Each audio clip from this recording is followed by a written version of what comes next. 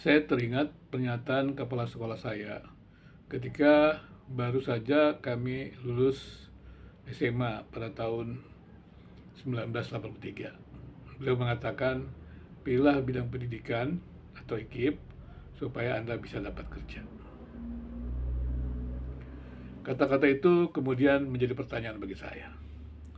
Apakah memang masuk dalam bidang pendidikan itu bisa dimasuki oleh semua orang?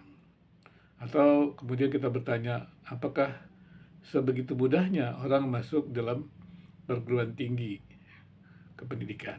Dan akibatnya adalah kita tahu begitu banyak mereka yang tamat sekolah pendidikan guru dan kemudian mereka juga tidak mendapat pekerjaan yang tetap. Mereka menjadi guru honorer dan kemudian juga lebih parah lagi adalah orang-orang yang sebenarnya tidak mumpuni menjadi guru, kemudian menjadi guru honorer.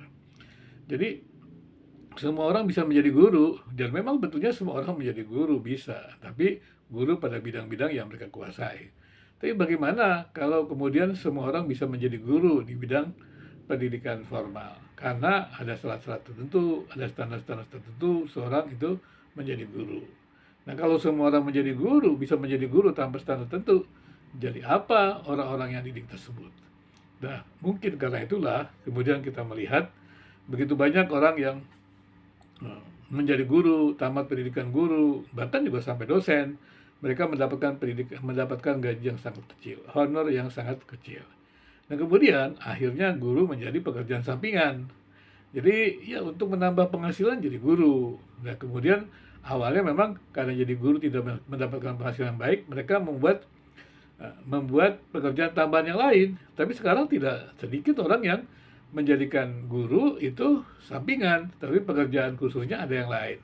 Nah, kalau pekerjaan guru itu jadi sampingan dan pekerjaan yang lainnya itu menjadi utama, berarti kan karir dosen, kemampuan dosen untuk mengembangkan diri itu kan masih menjadi sangat rendah.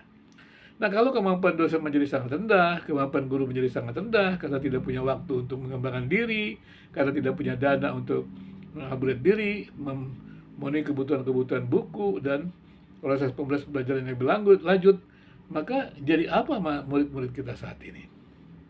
Jadi saya kaget juga ketika Yusuf Kala, ya mantan wakil presiden mengatakan untuk kabinet yang baru ini harus dipikirkan siapa yang akan menjadi menteri pendidikan.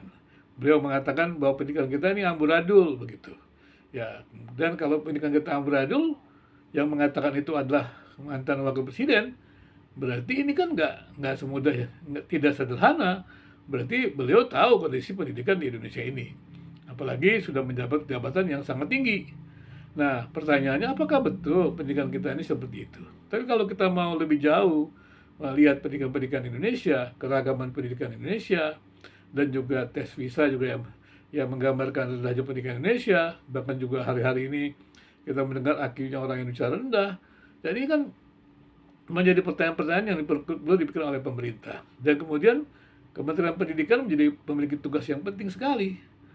Pendidikan yang bermutu sebenarnya hak ajasi semua orang. Dan pendidikan yang bermutu menjadi jaminan bahwa pemerintah mampu menghadirkan kader-kader yang akan mengambil tongkat estafet kepemimpinannya.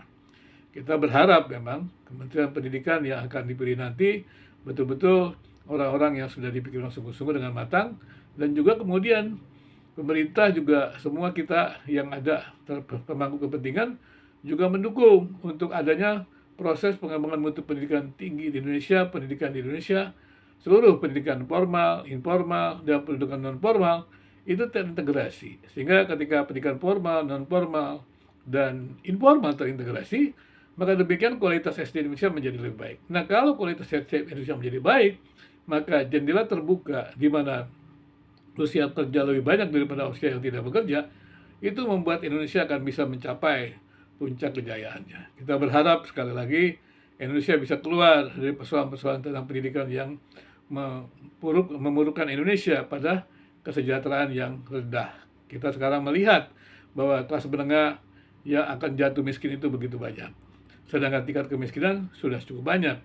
Nah, bisa dibayangkan kalau tingkat menengah itu, golongan menengah itu banyak yang jatuh miskin, maka tingkat kemiskinan akan terus meningkat. Dan itu artinya, maka pemerintah Indonesia gagal untuk mensejahterakan masyarakat Indonesia. Dan kita berharap banyak orang juga bisa keluar dari persoalan-persoalan seperti ini. Dan harapan kita adalah masyarakat adil dan makmur yang merupakan cita-cita kemerdekaan itu diperjuangkan oleh pemerintah dan oleh kita semua. Semua pribadi, individu, komunitas Indonesia bersama-sama memperjuangkan kesejahteraan bersama. Dan pendidikan merupakan institusi yang paling penting yang membuat percepatan perubahan secara khusus dalam meningkatkan kesejahteraan masyarakat.